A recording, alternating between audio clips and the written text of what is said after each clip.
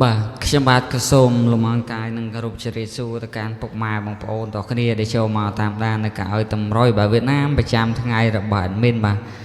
សម្រាប់ថ្ងៃនេះបាទថ្ងៃទី21បាទខែ7ឆ្នាំ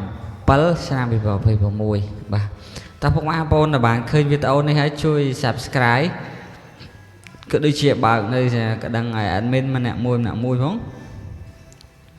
ដើម្បីទទួលបាននៅតម្រុយហេងពិសេសប្រចាំថ្ងៃពីខាង Channel YouTube បាទមីន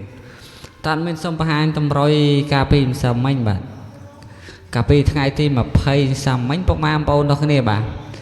ពុកម៉ែបងប្អូនយកទៅលេងគឺយើងឃើញថាយើងចូលអូសរ៉ូបាទចូលអូសរ៉ូបាន2ប៉ុស BD បាទ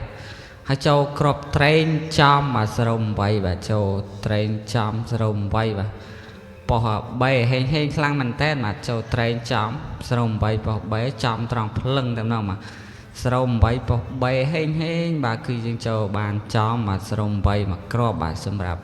យើងឲ្យ4គ្រាប់ទៅបាទយើងចូលបានមកក្របដែរតោះម៉ោង6កន្លះបាទ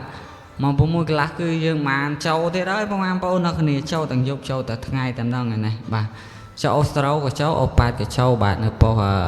A បាទហើយចូលស្រូអូចូល89ចំមកក្តារប៉ុស A បាទ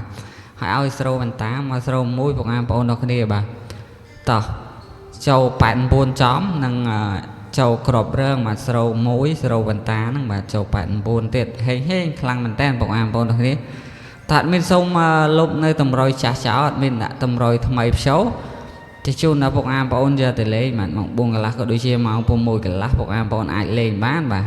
ម៉ោង4កន្លះក៏ដូចជាម៉ោង6កន្លះអាចលេងបានបាទទៅតាមចិត្តដែលពុកម៉ែបងប្អូនស្រឡាញ់ចឹងបងប្អូនទាំងគ្នាបាទថ្ងៃនេះថ្ងៃទី21បាទតោះ admin សូមបង្ហាញតម្រុយថ្ងៃទី21ខែ7ឆ្នាំ2026តោះ admin សូមលុបតម្រុយថ្ងៃចាស់ចោលសិនបងប្អូនទាំងគ្នា admin ដាក់តម្រុយថ្ងៃថ្មីចេះជូនដល់បងប្អូនយកទៅកំសាន្តលេងបាទចាក់លេង free បាទតោះ admin សូមបង្ហាញតម្រុយថ្ងៃថ្មីអ្នកនរគ្នាបងប្អូនទាំងគ្នាតោះតែសម្រាប់អូខ្ទង់ថ្ងៃនេះ admin អូ0ក៏ដូចជាអូ8បាទអាចលេងបាន0និង8បាទ4ប៉ុស A B C D ហើយត្រេងយើងមាន0